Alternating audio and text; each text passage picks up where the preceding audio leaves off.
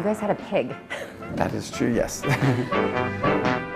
Rosie, of course.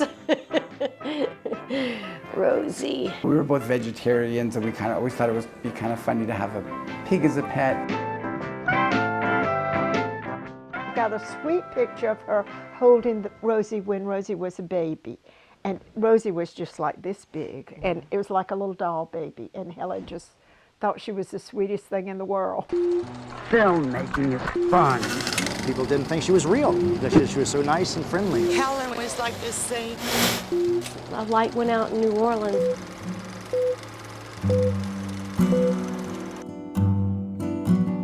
Filmmaker Helen Hill made this film for her husband, Paul Gaylunas.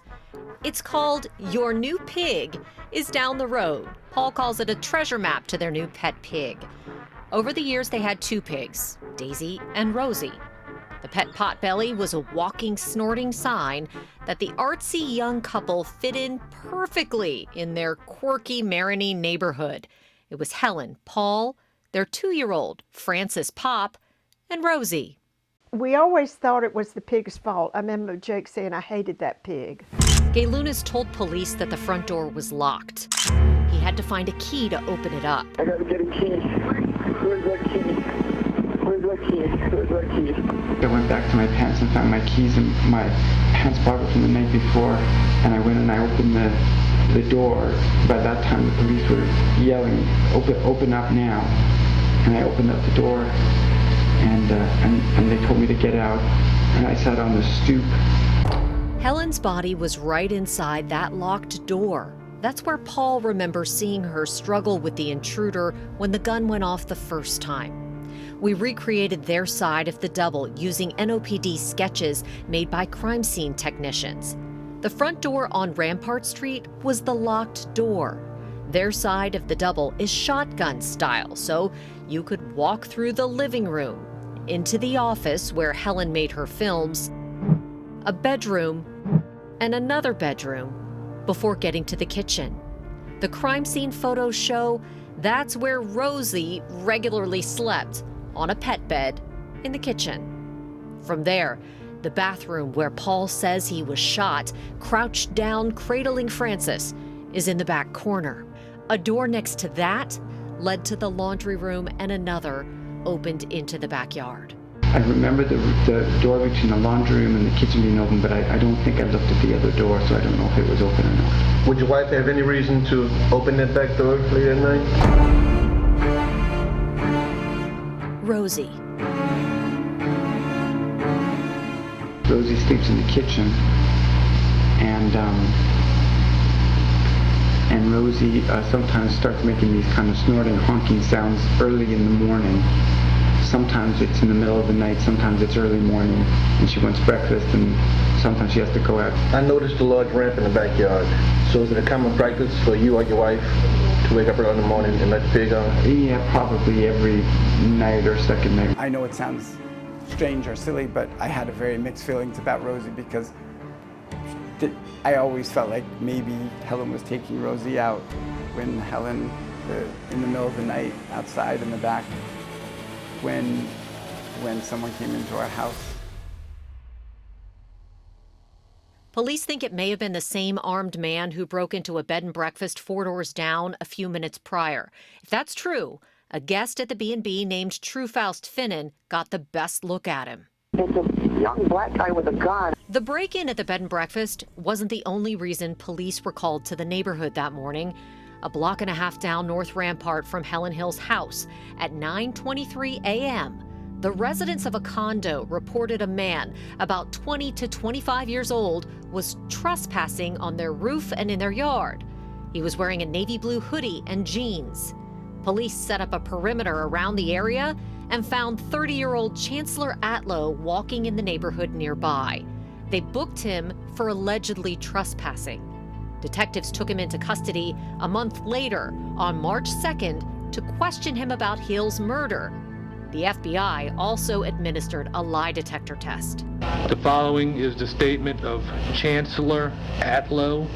We condensed his tape-recorded statement to the NOPD for time. Here are the highlights. Got my son up January the 4th that morning. We got ready at about 7:22. We left out the house. We went on St. Roch and Villeray to where the school bus picked him up at.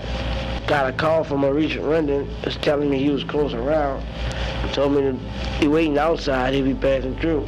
He come through no later than 7:45. We went to McDonald's on St. Claude and Franklin to have breakfast. I made me a stop at the poker machine on St. Claude. When I left out the ballroom at the poker machine, I see a police car. As I was getting closer to Marigny Street, walking towards Elysian Field, police car pulled up and put me in a car and told me I fit the description. I was somebody that was in a yard or whatever, trying to break into something. I was in a yard that was laying on top of a shade under a house and supposed to be that jump the fence. They say I fit that to a T.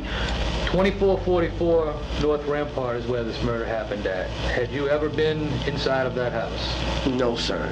You've had no contact with the people there that you know of? No, sir. So there's no reason that any kind of print or DNA or anything? Yeah, okay. It shouldn't be there, sir. I asked you if you would voluntarily give a buccal swab to where we could get a sample of your DNA. You agreed to that? Yeah, I was glad to help you with that. Okay. Atlow's arrest record is riddled with drug charges. Police records say he was known to deal marijuana, use it and other drugs, cocaine and heroin. You can see here on this report about the FBI's lie detector test that Atlow kept falling asleep, leading agents to call it inconclusive. But he repeatedly denied the trespassing, denied knowing Helen Hill, and denied any involvement in her murder. He also had a pretty solid alibi. When I saw him in the front struggling with my wife, I saw what she was wearing, and I saw her skin and her hair, and I saw a dark figure struggling with her, so I know that there was some light in there, but in the back, I think the lights were off in the bathroom and probably in the kitchen too. I didn't see much detail, and I didn't have my glasses on. You mentioned to police that you didn't have your glasses on that night and you couldn't really see. But I remember him as being medium height and African American and with short hair. Yeah. Short, not shaved, but short hair. Maybe shaved on the sides, but that's my memory. Paul told me he thinks he would recognize the man if he saw him again, but he's not sure. That would leave True Faust Finnan to identify him by sight. The Finnans met with a new detective on the case, Willie Urban Bush, in New Orleans in the fall of 2007. He gave the family hope. There was one in particular, Detective Urban Bush, that I think really took this case very seriously and uncovered a lot of things that had not been done, that should have been done, and worked it very hard. I talked with Bush by phone about the case 4 years ago, and initially he agreed to do an interview about it, but later he stopped responding to my calls and my texts. Bush and the other detectives who worked the case never developed a sketch of the suspect from True's memory, but a detective who was investigating the B&B break-in did send True 6 booking photos, a lineup, for her to review that included Chancellor Atlow. A lineup in that case was done. The occupants were from out of state, so the detective that initially handled that investigation conducted a photographic lineup with a suspect that had been developed, but no arrests were made in that case. True returned that 6-photo lineup to police with this written on the back of it. Quote, "My initial impression was of a shorter Snoop Dogg, but the closest one is the upper right-hand man." That upper right-hand man, an inter-office memo states, was Atlow. But True also said she wasn't sure. She wrote, quote, "It's frustrating to me that I can't remember more about him. I saw him for less than 2 seconds. He was built like the upper right-hand man, slender, about 5'7" or 8. This man seems to have the same build. I can't remember facial hair or not. I took in so much in that brief instance, I opened the door. Slight build, lighter skinned black man, a smallish silver gun, possibly a small revolver. that fit his build. The bright yellow do-rag. There was the intensity of the moment that, of course, is lacking in these photos. But the intensity was that of a jackal, not a wolf. He seemed slight and predatory and not brave. I wish I could help more. We're going to try a hypnotist. True's 911 call and her written words are now all that remain for detectives. Was it important to her to help in the investigation? Critically. Almost definitely. She had written me a heartfelt letter saying that she did not understand why she was not interviewed, why she didn't do something like a sketch, because she had a good look at him. True was diagnosed with breast cancer that would spread throughout her body not long after Helen's murder. Yeah, I think she felt bad that she maybe could have helped, and she realized the case had not been solved. She did 2 chemos, wouldn't do surgery. Very hard-headed woman. And wouldn't do radiation. And 17 months after she was diagnosed, she passed away.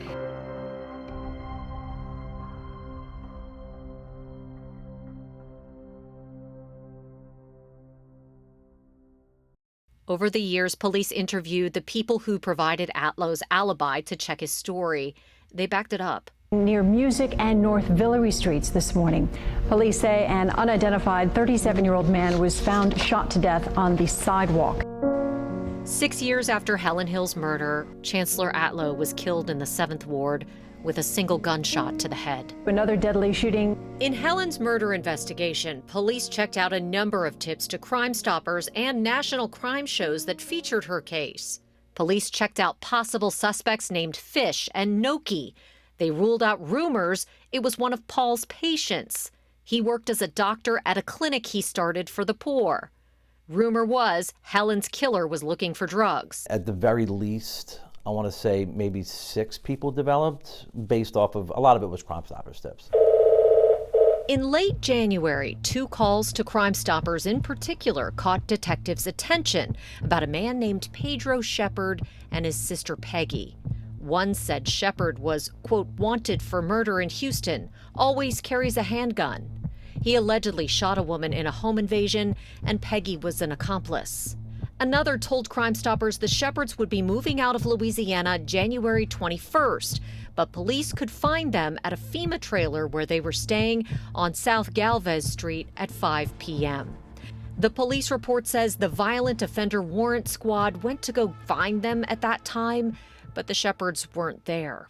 There was a couple little leads that they would tell us about, and they said that they investigated them, and then nothing came of them. They said it was didn't lead anywhere.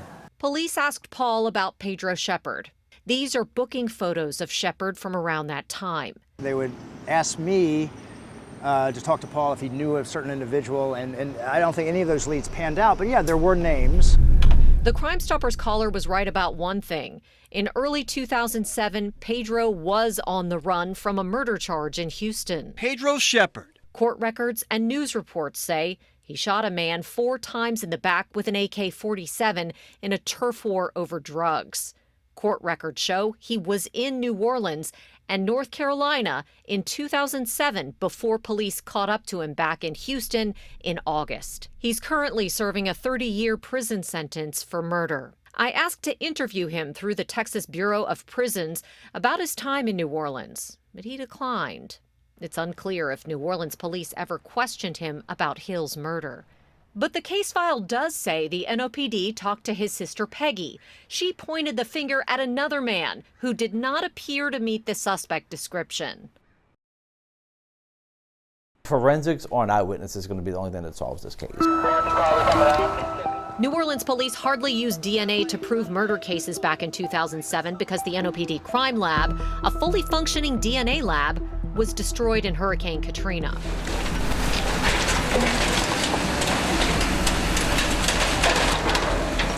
The city demolished the lab on Tulane Avenue with plans to build a new one. But more than 20 years after Katrina, the city of New Orleans, at times dubbed the murder capital of America, still does not have its own DNA lab. One of my biggest goals is to get the DNA unit up and running. So we're in planning mode. That was a news conference when Shamika Kelly was hired as the new crime lab director in January of 2023. The NOPD's crime lab had just started moving into a new $25 million building behind the criminal courthouse. But problems have plagued that building since the new crime lab first opened its doors. Every DNA case that we're working right now is a rush to somebody. Since 2007, New Orleans police have relied on other public labs, like the one run by the Jefferson Parish Sheriff, private labs, and the Louisiana State Police Crime Lab in Baton Rouge for DNA testing. I found that in 2007, of 209 murders recorded that year, records from Louisiana State Police revealed the NOPD requested DNA testing on just 3 of those murder cases. While all murder cases do not require DNA testing, criminal justice experts say that number is low. One of the cases tested was Helen's, and there was a problem with it. I was told early on that there was DNA evidence, but there was confusion by the police as to what it was. There was numerous articles of evidence that were submitted for DNA testing. There were some profiles that were gleaned from the items that were tested that didn't result in the identification of somebody. Police entered the DNA that was logged as evidence in Helen's case into a national DNA database called CODIS, but they haven't had any luck using it to identify her killer. And there's a reason for that. There was some mix-up in Helen's own fingernail swab.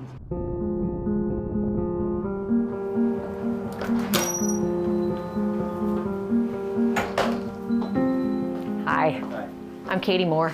We traveled to Brandon, Mississippi to ask a DNA expert to look at the analysis done by Louisiana State Police on the DNA from Helen Hill's case. My name is George Skiro. Ballpark, how many murder cases have you worked on? Approximately, I'd say about 3,000. It's a lot. Yes. And you used to work in New Orleans? Yes, I used to work at the Jefferson Parish Sheriff's Office Crime Lab. I asked you to review a case.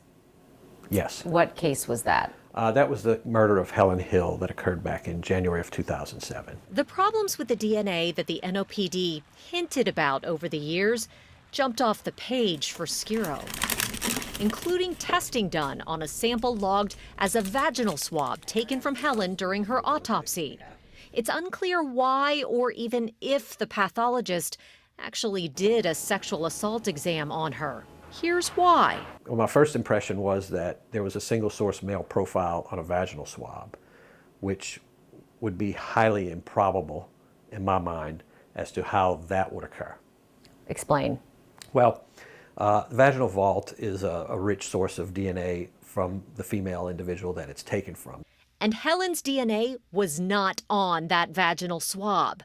The report showed it only contained DNA from a man. So where did that swab come from? And that wasn't the only problem Skiro found. Well, again, the fingernail clippings were also, looked like that Ms. Hill was excluded from being on the fingernails. And again, if this was something that was collected directly from her body, I would expect there to be some of her, at least some of her DNA present on those fingernail clippings. And based on the results that I read, she was excluded from all of the fingernail clippings and swabs that were collected supposedly from her in this case. None of Helen Hill's DNA was found on the fingernail clippings or scrapings. That's correct. If you had to guess based on what you see in these reports, what would you guess is the problem here? My guess is that, first of all, that none of that evidence originated from Helen Hill. That would be my first impression, my first opinion. Secondly, that at some point, probably early on, someone should have gone back to see what the issue was and address it, to see if there's a way to, first of all, find the source of these items, because obviously if this was collected from someone, that may be another case that is missing evidence. The case file shows police tried testing it against DNA from several people who handled Helen's body to see if it was just contaminated, but nothing. And Helen's family would learn that wasn't the only major mistake with evidence in her case. I think sometimes there's somebody who knows something that starts to feel some guilt, or there's someone who 20 years later gets in trouble and knows that there's one maybe wild card they have and they know who killed Helen Hill. It's too bad pigs can't talk. We had to go back to the hospital because Rosie witnessed the entire thing and pigs are really sensitive. And she was really traumatized, and the news media was there, and the police officers and everything was roped off, and Rosie was in there screaming. You could hear squilling, and we got her. And Rosie was taken to the home of their friends, Sherry and Bergen. Helen was taken to the Orleans Parish coroner for an autopsy. One of 7 autopsies in 2 days. Chaos for an office crippled by Katrina, with Helen's autopsy done by a man many say worked alone, a man whose work has been called into question.